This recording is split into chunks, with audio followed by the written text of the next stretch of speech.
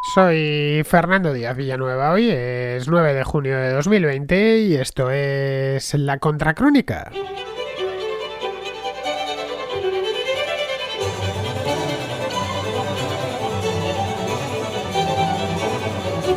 Las protestas por la muerte de George Floyd en Minneapolis a finales del mes de mayo, el día 25 exactamente, han puesto a Estados Unidos al borde del abismo y se han extendido al otro lado del Atlántico. Esto ha sido algo completamente inesperado, al menos en la dimensión de las protestas que hemos tenido ocasión de ver en los últimos días, especialmente este fin de semana, pero bueno, el hecho es que ahí están y se merecen un comentario. A lo largo, como he dicho, de este fin de semana se convocaron manifestaciones de repulsa en ciudades de todo el viejo continente. En prácticamente todas las grandes hubo una manifestación de mayor o de menor tamaño. En algunas incluso fueron multitudinarias y acabaron en altercados con la policía local, lógicamente, no con la de Minneapolis. Eso fue el caso, por ejemplo, de Londres, que hemos visto creo todos las imágenes donde los manifestantes terminaron la manifestación vandalizando el monumento a Winston Churchill, también el de Abraham Lincoln. El de Churchill es un monumento muy famoso que cualquier turista conoce, está en Westminster, y luego ya se enfrentaron con los agentes de policía, que eran simples agentes de calle, sin equipo antidisturbios, que no esperaban semejante desenlace. En París, en Berlín y en Madrid las protestas reunieron también a un número considerable de participantes. En Madrid concretamente fueron varios miles y culminaron con una concentración frente a la Embajada de Estados Unidos. Primero fueron a la Puerta del Sol y luego posteriormente a la Embajada de Estados Unidos, sin guardar, dicho sea de paso, ninguna distancia de seguridad. En muchos casos, además, que ni siquiera iban los manifestantes equipados con mascarillas, tal y como por lo demás fija la ley. Protestar en Europa por un abuso policial en una ciudad estadounidense, una ciudad estadounidense de segunda además, como es Minneapolis, puede resultar sorprendente, y de hecho lo es, pero el ambiente, y esto es así, estaba ya muy alterado en algunos países europeos a causa de los confinamientos, y esto está sirviendo a ciertos movimientos de extrema izquierda como válvula de escape para recobrar el protagonismo en la calle que en algunos países habían perdido.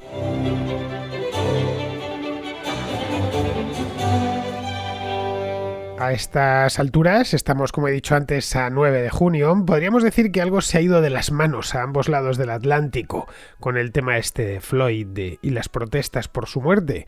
Floyd fue asesinado por un policía de Minneapolis el día 25 de mayo, como comenté antes, es decir, hace ya 2 semanas, algo más de 2 semanas. Si el día 25 o el 26 de mayo, que en aquel momento pues no se mereció más allá, por lo menos en la prensa europea y no en toda, por supuesto, más allá de un simple breve, la cosa alcanzó calor mediático gracias a un vídeo que se dio por Facebook Live. Los transeúntes que pasaban en ese momento por la calle en Minneapolis lo grabaron, lo emitieron en directo, y esto dio lugar a que a lo largo de esa última semana de mayo se fuese viendo en prácticamente todos los sitios web, no solo de Estados Unidos, también de Europa y del mundo entero. Bien, pues si nos cuentan esa misma semana que nos íbamos a encontrar en estas 15 días después, es decir, que 2 semanas más tarde íbamos a ver cómo se llenaba la Puerta del Sol de Madrid, o la Piazza del Popolo de Roma, o la Plaza de San Jaime en Barcelona, qué sé yo, o que la estatua de Churchill junto al Parlamento iba a ser vandalizada por gente que protesta contra el asesinato de George Floyd, pues si nos lo cuentan el día 26 o 27 o 28 de mayo, simplemente no lo hubiéramos creído. Yo desde luego no me lo hubiese creído. Tampoco podemos culparnos por ello, es decir, aquí no se trata de ser clarividente, es que era imposible ver esto con tanta... era imposible porque es que el asunto en principio era un asunto menor. Me explico. Minneapolis es una ciudad secundaria en Estados Unidos, por población conforman, he ido a echar un vistazo, bueno, por población como ciudad es, no sé si es la 46ª o 7ª, pero si tomamos el área metropolitana completa, es la 16ª. Es decir, el área metropolitana es junto a otra ciudad, los llaman las Twin Cities, es Saint Paul y Minneapolis, y es por ahí pasa curiosamente por Minneapolis el río Mississippi, cuando el río Mississippi todavía es un río pequeñito, nada que ver como en lo que se convierte mucho más tarde, ¿no? Muchos miles de kilómetros más al sur.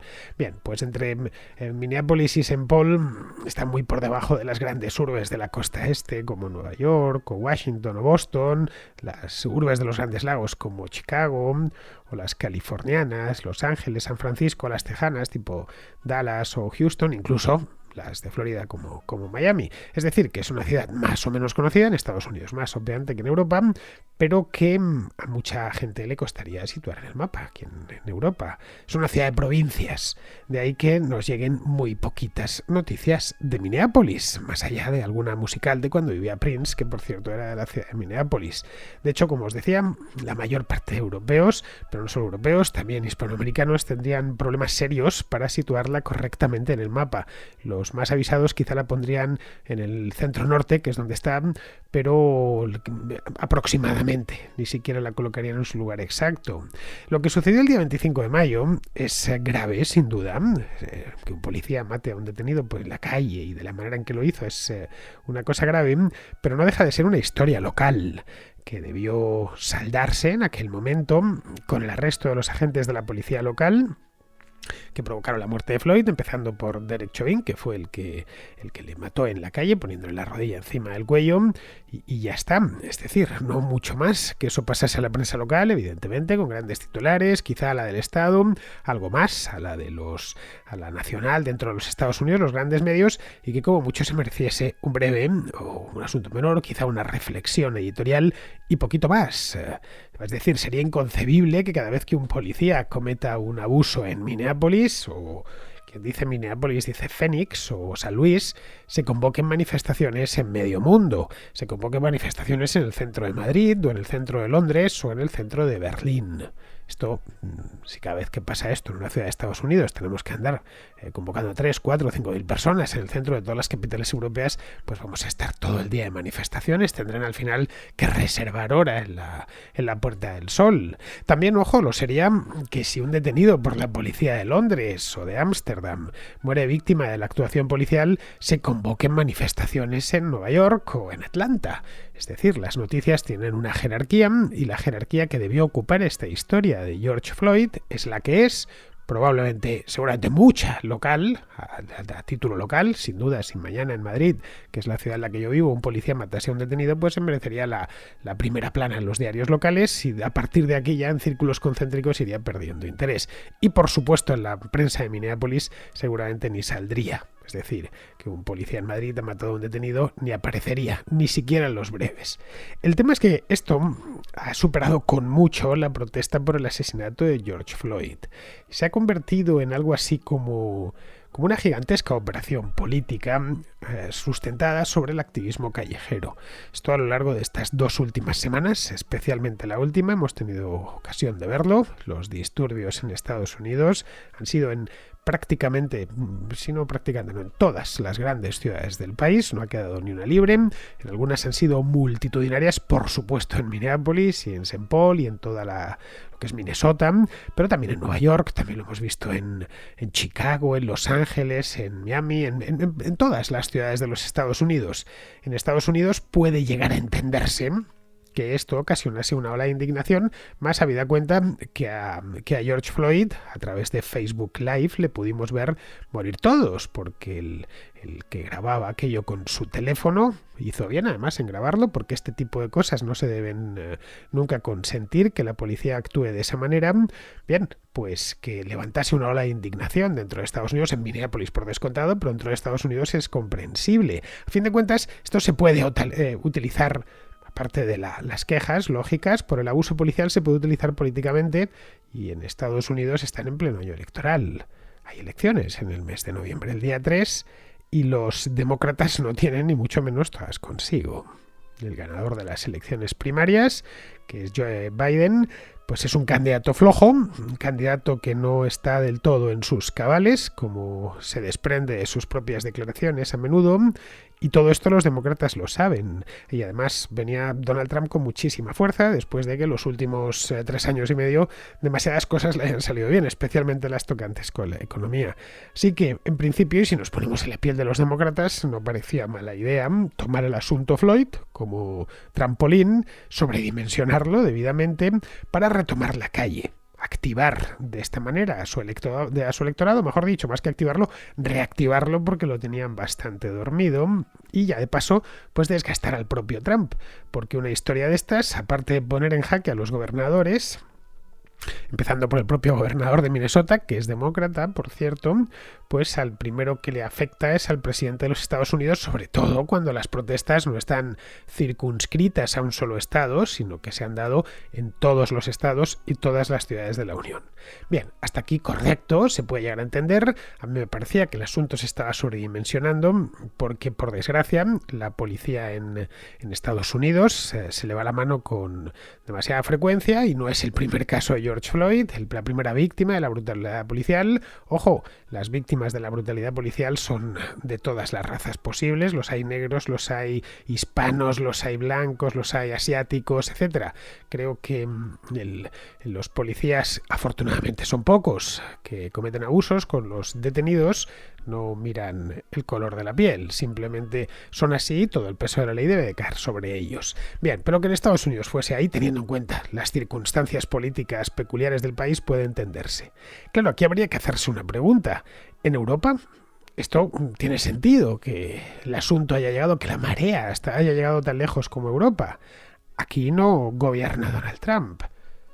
De hecho, Trump es el villano predilecto de todos los líderes europeos, al que preguntemos, incluidos los, exceptuando Boris Johnson, por supuesto, con el que tiene muy buena relación, el resto de líderes europeos, si en cuanto tienen la más mínima oportunidad, echan pestes de Donald Trump. Y no estoy hablando solo de Pedro Sánchez o de Conte en Italia o de Macron, no, estamos hablando incluso de Merkel, que es una canciller que es de centro derecha, ¿no? Que podría estar en principio guardar cierta simpatía con Trump y por supuesto que no se la guarda.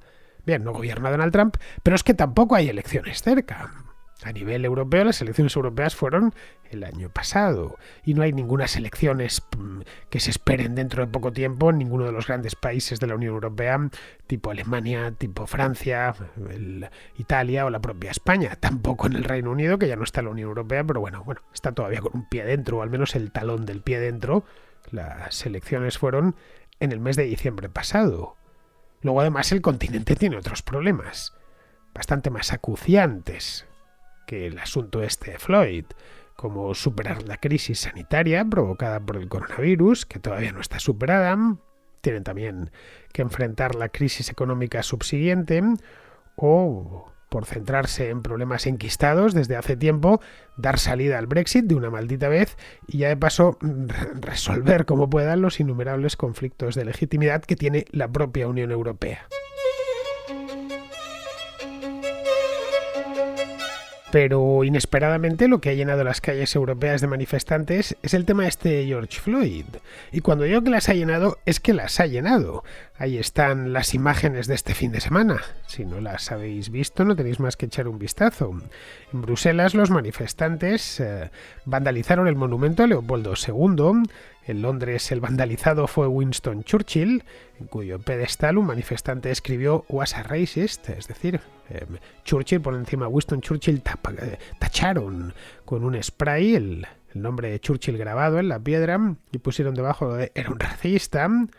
Leopoldo II, rey belga, o rey de los belgas, mejor dicho, reinó entre el año 1865 y el año 1909. Desde hacía más de un siglo, este tipo fue un imperialista implacable, uno de los reyes europeos que peor fama tienen, y con razón, además. Y además un acreditado racista en todos los aspectos. Pero Churchill, si por algo pasó a la historia, Churchill fue un primer ministro, para el que no lo sepa, que murió en los años 60, pero tuvo una vida muy larga, vivió más de 90 años, su periodo activo fue muy largo, de aproximadamente más de medio siglo. Vamos, si por algo pasó a la historia, luchó en la Primera Guerra Mundial, en la Guerra de los Bóer, luchó incluso en una guerra en Sudán, pero si ha pasado a la historia por algo es por resistir con gran determinación el Tercer Reich durante la Segunda Guerra Mundial. Otra cosa menos ya completamente inexplicable es que vandalizasen la estatua de Abraham Lincoln en Londres. Lincoln fue el que abolió la esclavitud en Estados Unidos. Bien, en estos detalles parece que no repararon los manifestantes londinenses. Tampoco lo hicieron los de Berlín, cuando cubrieron la placa de la calle Mohrenstraße, la calle de los moros o de los negros. Moor en alemán significa moro, pero también significa persona de piel oscura. Pues la taparon, esto está en el centro de Berlín, para poner en su lugar George Floyd Straße, es decir, calle de George Floyd. La calle Morenstraße se llama así desde el año 1707, lo he ido a mirar. Al parecer se llama así porque, ya por pura curiosidad, lo estuve investigando. Porque hace, pues eso, más de 3 siglos, un príncipe prusiano, todavía no existía ni Alemania en el año 1707, le faltaban pues casi 200 años para nacer, pues un príncipe prusiano trajo unos esclavos de África. Aquello debió llamar la atención de los berlineses de la época, ya digo, más de 3 siglos, y bueno, y con ese nombre de Morenstraße se quedó. En Madrid tenemos la plaza de la Puerta de Moros, está en la Latina, una zona llena de terrazas y de bares. Los que conocéis Madrid, aunque sea de pasada, seguramente habéis estado en ella, aunque no la hayáis advertido. La plaza de la Puerta de Moros daba acceso a la morería, que desde el siglo XI pues estaba ya extramuros. Por ahí pasaban los moros de entrada y de salida de la ciudad. Bueno, moros y judíos se les sacaba de la ciudad. Me pregunto si habrá que cambiar también el nombre a esta plaza o retirar inmediatamente la estatua de Octavio Augusto que hay delante de la muralla de Zaragoza. Está colocada ahí, no en tiempos de la antigua Roma, sino más recientemente a modo de homenaje por haber fundado la ciudad en el año 14 a.C.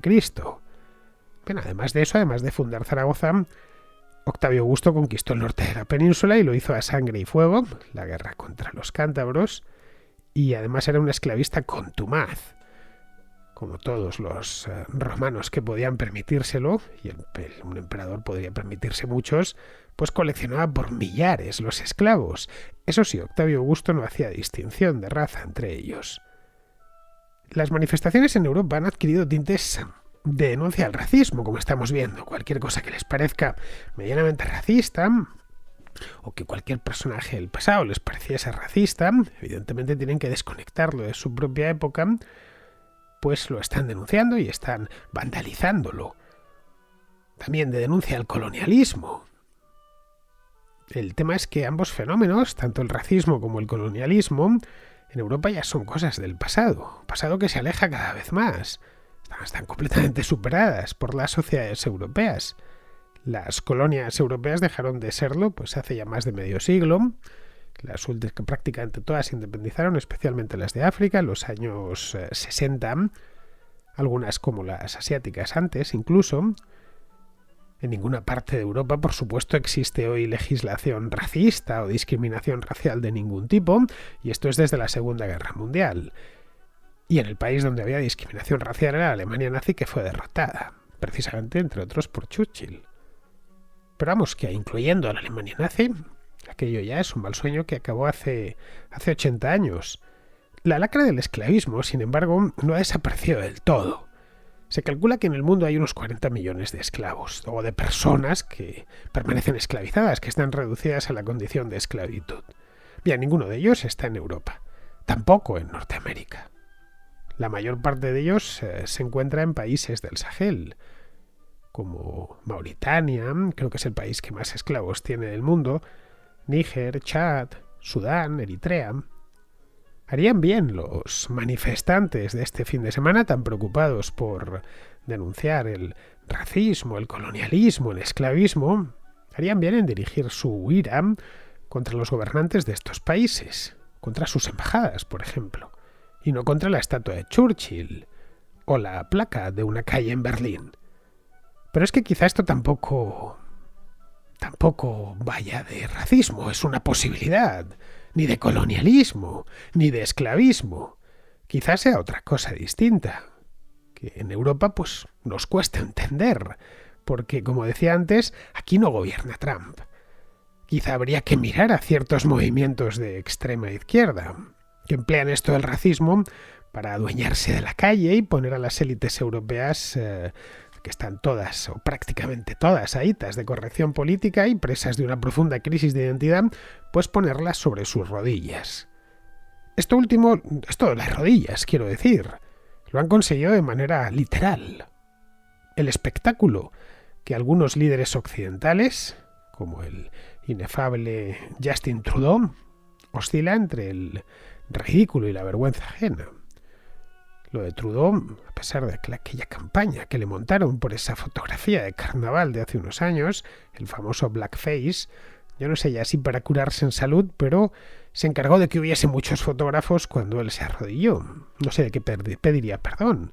Pero vamos, si quiere pedir perdón por racista, que lo haga, pero tendrá antes que decir qué es racista. Pero en fin, es decir, nadie se tiene que arrodillar ante nadie.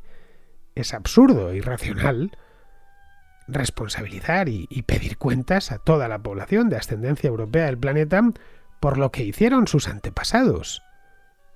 Simplemente no tiene ni pies ni cabeza. O peor aún, por lo que hizo un policía local de Minneapolis, llamado Derek Chauvin, del que no teníamos constancia ningún europeo hasta hace exactamente 2 semanas.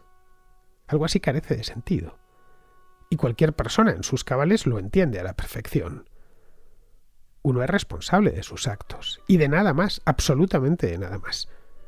No somos responsables de lo que haga, no haya un antepasado lejanísimo, sé yo, uno del siglo XVII. No somos responsables de lo que hizo nuestro abuelo o nuestro padre. Y por supuesto, tampoco somos responsables de lo que haga una persona en otro continente con el que compartimos, no sé, la raza, por ejemplo, o el sexo, o el color de los ojos.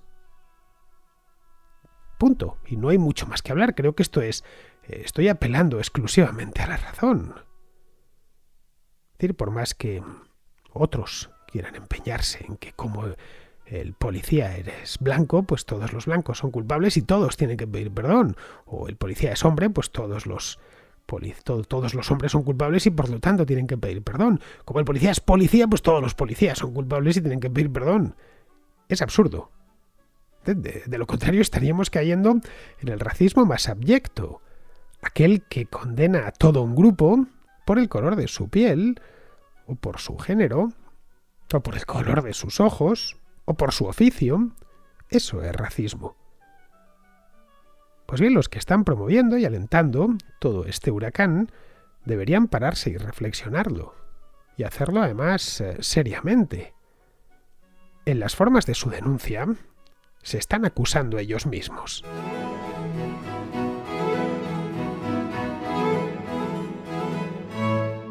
Vamos con la contrarréplica, empezamos con Román, que nos habla de la extensión de las protestas a Europa y más concretamente del presunto racismo de Winston Churchill. Buenas, Fernando. Lo primero, felicitarte por tu trabajo. Me parece que tu programa es increíble. Llevo enganchadísimo desde que empecé a escucharte, vaya. Y lo segundo que quería comentarte era todo esto que viene dando a partir de las protestas de George Floyd y su extensión a Europa, que se vio, no sé si ayer o hace unos días, la estatua de Winston Churchill pintada diciendo que era un racista, y sí que es verdad que tenía declaraciones de bastante, o sea, según tengo entendido, era un supremacista blanco, pero vaya, que no tenía problemas en usar gas contra poblaciones como los indios o los afganos y tal. O cosas en plan que no se sabe, yo por lo menos no tenía ni idea hasta que empezó a pasar esto, pero vaya, que siempre me ha parecido algo un poco hipócrita el juzgar, que la izquierda además juzgue el pasado con las lentes del presente, ¿no? Eso de que Churchill no puedes juzgar a alguien que se crió en la época eduardiana, si no me equivoco, y con las gafas del presente, ¿no? Entonces quería saber tu opinión sobre todo esto. Muchas gracias por tu trabajo de nuevo y hasta la próxima. Pues como decía antes, Churchill era un hombre de su tiempo, con todas sus grandezas y todas sus miserias. Churchill vivió muchos años, muchísimos, 90 y tantos. Nació en el año 1874, así que no es que tuviese una educación eduardiana, la tuvo victoriana. Nació en pleno reinado de la reina Victoria y en ella, durante los años de la reina Victoria, se crió y estudió. Vamos, que vivió el momento álgido del Imperio Británico y era por lo tanto pues un aristócrata británico arquetípico de esa época. Su padre era un lord, y Randolph Churchill, y su abuelo era el duque de Marlborough, que es una de las familias nobles más importantes de Inglaterra. Bien, pues a partir de aquí ya puedes imaginar el tipo de mundo en el que se crió Winston Churchill. Respecto a si era racista o no, pues a ver, casi cualquier europeo de finales del siglo XIX era en mayor o menor medida racista a nuestros ojos. Pero vamos, Churchill no era y no fue nunca un supremacista blanco ni un esclavista. Él hizo varias guerras, hizo personalmente, estoy hablando. Hizo la guerra de los Boer en Sudáfrica, estuvo destacado en la India como oficial de un regimiento de húsares, estuvo también en la invasión de Sudán en un regimiento de lanceros, en la Primera Guerra Mundial, primero como primer lord del almirantazgo y posteriormente, como después de lo de Galípoli, se fue voluntariamente además a las trincheras a Bélgica como comandante de un regimiento, de un batallón exactamente, y luego ya como primer ministro guió al Reino Unido en la Segunda Guerra Mundial.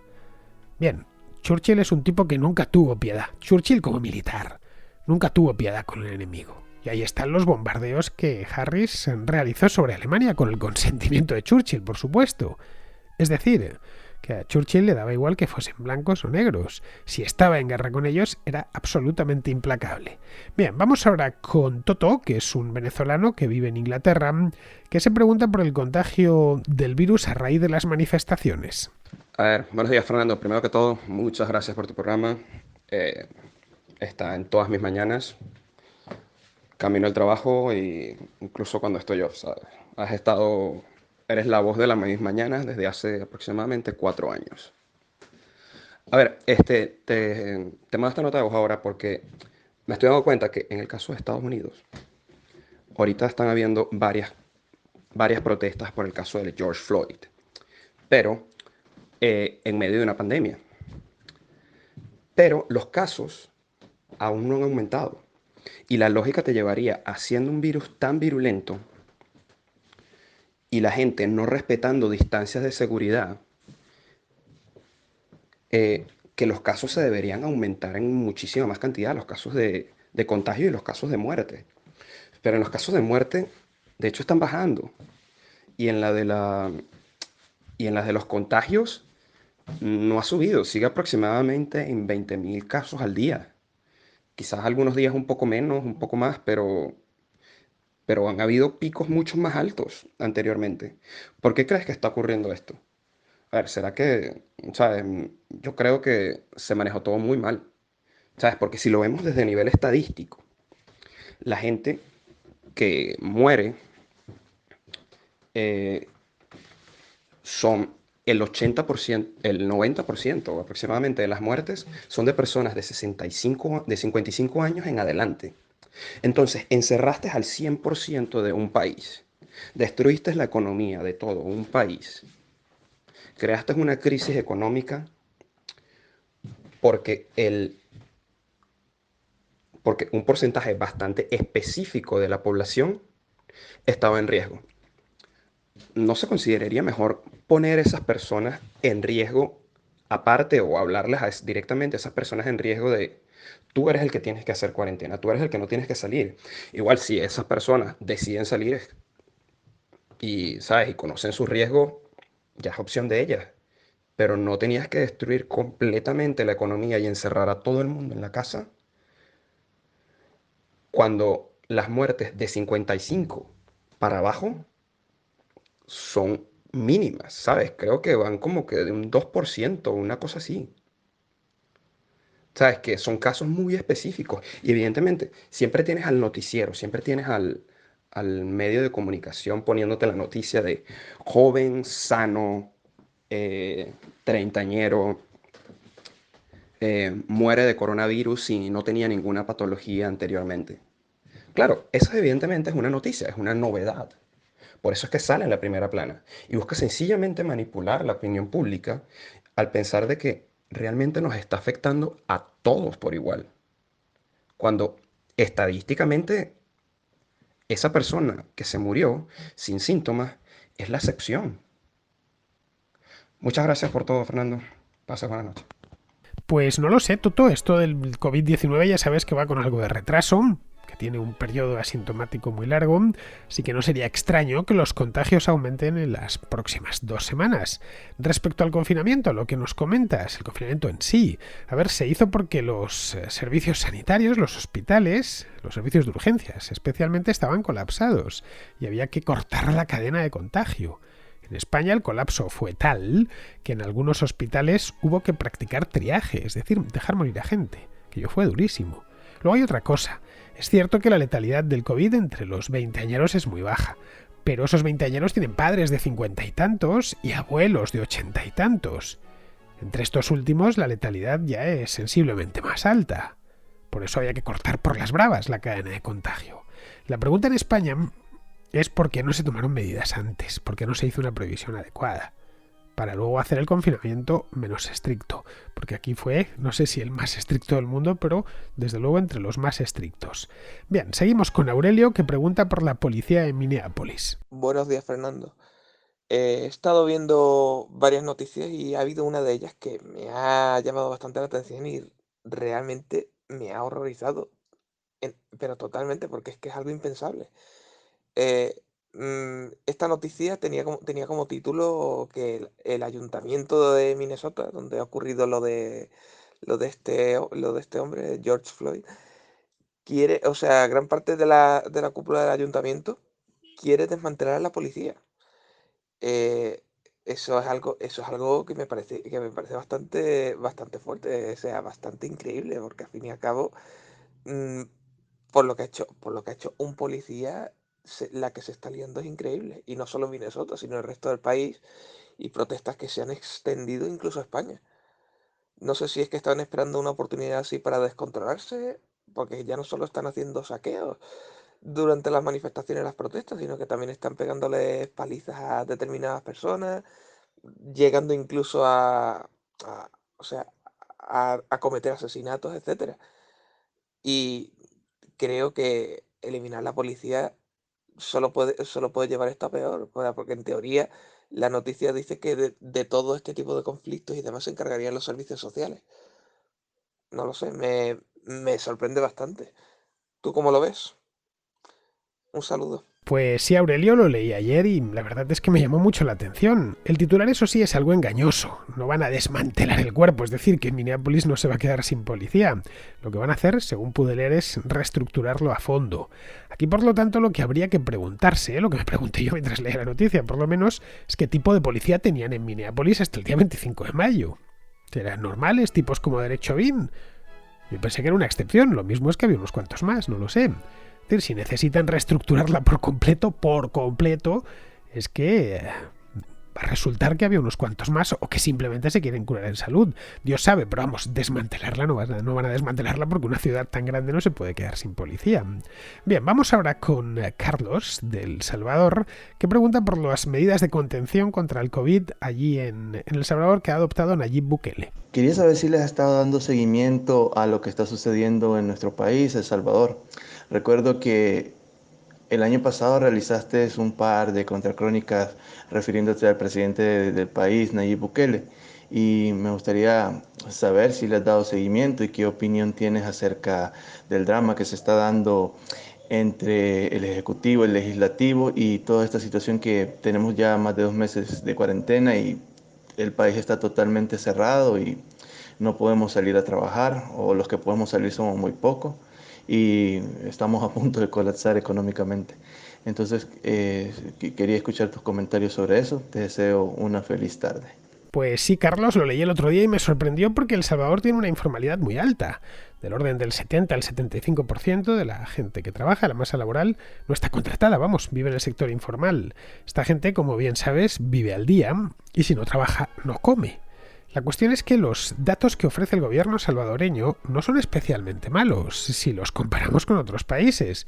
En el país, he ido a mirar todos los datos del Salvador de hoy, se han detectado un total de 3.100 casos y 55 fallecidos, es decir, una tasa de 8 muertos por millón de habitantes.